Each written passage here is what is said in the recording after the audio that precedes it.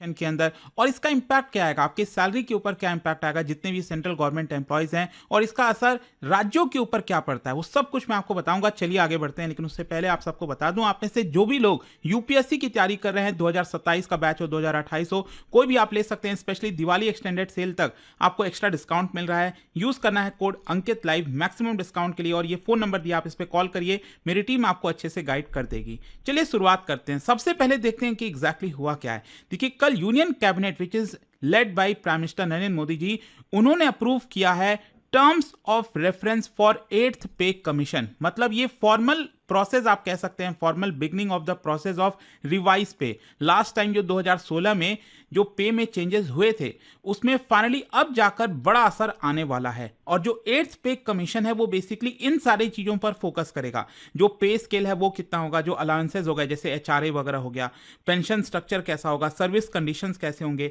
और ध्यान रखिएगा, इसका पूरा असर 50 लाख सेंट्रल गवर्नमेंट एम्प्लॉयज पर आएगा, और 68 लाख जो पेंशनर्स हैं उनके ऊपर भी आएगा। और इनडायरेक्ट तरीके से स्टेट गवर्नमेंट एम्प्लॉयज के ऊपर भी असर करेगा, क्योंकि जो भी सेंट्रल पे कमीशन रेकमेंड करती है उसी के हिसाब से ज्यादातर राज्य भी अपना मॉडिफिकेशन करते हैं। तो पूरे देश भर में जितने सरकारी कर्मचारी हैं उनके ऊपर यह असर आने वाला है। अच्छा, ये जो पे कमीशन का सिस्टम है, आप सब जानते हैं, इंडिपेंडेंस के जस्ट बाद से ही स्टार्ट हो गया था, ताकि जो सरकारी एम्प्लॉयज हैं उनको भी प्रॉपर स्ट्रक्चर, जो सैलरी स्ट्रक्चर है उनका भी बनता रहे। क्योंकि नॉर्मली प्राइवेट सेक्टर के अंदर हर साल यहां पर बढ़ोतरी होती है, तो उसी प्रकार से जो गवर्नमेंट एम्प्लॉयज हैं उनका भी इन्फ्लेशन के हिसाब से, इकोनॉमिक ग्रोथ के हिसाब से, लिविंग कॉस्ट के हिसाब से पे स्ट्रक्चर चेंज होना चाहिए। तो जो पहला सेंट्रल पे कमीशन है वो आपका 1946 में कॉन्स्टिट्यूट हुआ था और 1947 में इंप्लीमेंट हुआ था। उसी तरह आप देख सकते हैं हर 10 साल में आपको ये देखने को मिलता है। लेकिन इस बार आप देखोगे ना, जो 8th पे कमीशन है वो बेसिकली 2025 में इसका टर्म्स ऑफ रेफरेंस अप्रूव किया गया है।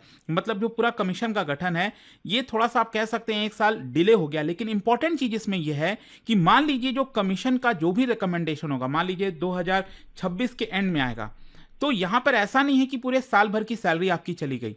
मतलब जो एक्चुअल में सैलरी बढ़ेगी उसका पूरा बेनिफिट आपको 1 जनवरी से ही मिल जाएगा। 2026 1 जनवरी से ही।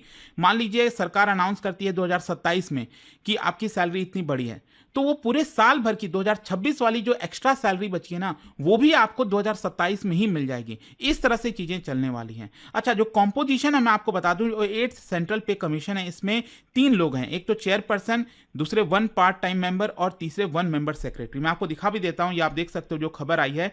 जो जज हैं आप देख पाएंगे, फॉर्मर सुप्रीम कोर्ट जज रंजना देसाई, उनको चेयरपर्सन नियुक्त किया गया है। इसके अलावा यहां पर प्रोफेसर पुलक घोष, वो बेसिकली पार्ट टाइम मेंबर हैं इस कमीशन के, और senior IAS officer Pankaj Jain, उनको अपॉइंट किया गया है एज अ मेंबर सेक्रेटरी। और जो कमीशन है उनको 18 महीने का वक्त दिया गया है कि 18 महीने में आप रिकमेंडेशन दीजिए। तो इसीलिए मैं आपसे कह रहा हूं कि मान लीजिए अगर 2026 के एंड में भी इनके द्वारा रिकमेंडेशन आता है, तो जो भी सैलरी इंक्रीज होगी ना, वो एक्चुअली रेट्रोस्पेक्टिव लगेगा। 1 जनवरी 2026 से ही ये लागू हो जाएगा, भले ही यहां पर रिकमेंडेशन बाद में क्यों ना आए। मतलब साल भर की सैलरी एक साथ मिल जाएगी, आप ये कह सकते हैं, जो एक्स्ट्रा सैलरी है।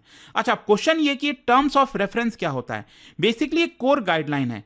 टर्म्स ऑफ रेफरेंस डिफाइन करता है कि जो सेंट्रल पे कमीशन है उसमें क्या क्या चीजें कंसीडर की जाएंगी, कौन कौन सी चीजों पर रिकमेंडेशन आएगा, वो टर्म्स ऑफ रेफरेंस के ऊपर निर्भर करता है। ये इंश्योर करता है कि जो कमीशन की रिपोर्ट है वो बैलेंस्ड होनी चाहिए। ऐसा ना हो कि एम्प्लॉयज की सैलरी बहुत ज्यादा बढ़ जाए, एक्स्ट्रा ही बढ़ जाए, जिसकी वजह से सरकार के पास ऊपर बोझ बहुत ज्यादा हो जाएगा। फिजिकली रिस्पॉन्सिबल भी होना जरूरी है, मतलब सरकार के ऊपर भी बहुत ज्यादा बोझ ना बढ़े, और साथ ही साथ एम्प्लॉयज फ्रेंडली भी होना चाहिए, एम्प्लॉय की भी सैलरी अच्छी खासी बढ़नी चाहिए। तो यहां पर टर्म्स ऑफ रेफरेंस बेसिकली 7 चीजें हैं। सबसे पहला है रिव्यू द स्ट्रक्चर ऑफ पे अलाउंसेज एंड पेंशन। मतलब यहां पर जो कमीशन है वो ये देखेगी कि जो करंट पे मिल रहा है इस समय एम्प्लॉयज को, क्या वो एडिक्वेट है कि नहीं, इसमें कितना इजाफा करना चाहिए ताकि जो परचेजिंग पावर है गवर्नमेंट एम्प्लॉयज की वो मेंटेन रहे। मतलब 10 साल पहले अगर आप मान लीजिए 100 रुपए में 2 किलो एप्पल खरीदते थे, तो आज वही 2 किलो एप्पल मान लीजिए 160 रुपए में, 170 रुपए में मिल रहा है, तो वो आप खरीद पाओ। आप समझ रहे हो, मतलब आपकी परचेजिंग पावर जो है वो मेंटेन रहे, ये सबसे पहली कोशिश रहेगी पे कमीशन की। दूसरा है economic condition and fiscal prudence, मतलब जो कमीशन है उनको इंश्योर करना पड़ेगा कि जो भी रिकमेंडेशन हो वो कहीं भारत का फिस्कल हेल्थ ना बिगाड़ दे।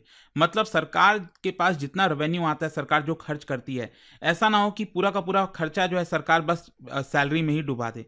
तो ये थोड़ा सा कमीशन को देखना होगा। हाँ, साथ ही साथ अफोर्डेबिलिटी और सस्टेनेबिलिटी के ऊपर फोकस करना होगा जो सेंटर और स्टेट गवर्नमेंट है, क्योंकि सेंट्रल गवर्नमेंट इसको लागू करेगी, राज्य सरकार भी देखेगी वो भी कितना बदलाव कर सकती है, राज्य जो सरकारी कर्मचारी हैं। फिर तीसरा है ensure resources for development expenditure, मतलब जो टर्म्स ऑफ रेफरेंस में एक्सप्लिसिटली मेंशन किया गया है उसमें यह कहा गया है कि कमीशन को यह देखना चाहिए कि जो भी सैलरी इंक्रीज हो रही है, ऐसा ना हो कि बजट में ज्यादातर पैसा सैलरी की तरफ डाइवर्ट हो जाए और जो वेलफेयर प्रोग्राम है सरकार के, डेवलपमेंट प्रोग्राम है, वो सफर करे। जैसे कोई भी स्कीम सरकार मनरेगा लेकर आ रही है या फिर फ्री फूड प्रोग्राम लेकर आ रही है, फ्लाईओवर बनाना है, सरकार को सड़क बनाना है, तो जो डेवलपमेंट प्रोग्राम्स हैं वो भी हार्म नहीं होना चाहिए और साथ ही साथ सैलरी भी बढ़नी चाहिए। चौथा है यहां पर assess the burden of non contributory pension scheme. क्या है कि आज के डेट में आपने देखा ही होगा कि इसको लेकर काफी डिबेट हुआ, काफी हंगामा भी हुआ। न्यू जो पेंशन का स्ट्रक्चर है, मतलब पुराना वाला पेंशन सिस्टम चलना चाहिए या नया वाला सरकार लाना चाहती है। यूनिफाइड पेंशन सिस्टम आपको पता ही है सरकार लेकर आई। तो सरकार बेसिकली चाहती थी कि हर साल क्या होता है कि जो भी सरकारी एम्प्लॉय रिटायर होते हैं तो जो भी सरकार का बजट होता है ना, उसमें से पेंशन दिया जाता था। लेकिन सरकार अब ये चाहती थी कि यहां पर जो भी आपको सैलरी मिल रही है उसमें से कुछ हिस्सा कट हो जाए, वो चला जाए पेंशन की तरफ, उसमें जो भी ग्रोथ हो उसके हिसाब से रिटायरमेंट के बाद आपको ऑटोमेटिकली पेंशन मिलता रहे। तो इसकी वजह से सरकार के बजट पर भी बर्डन नहीं आएगा।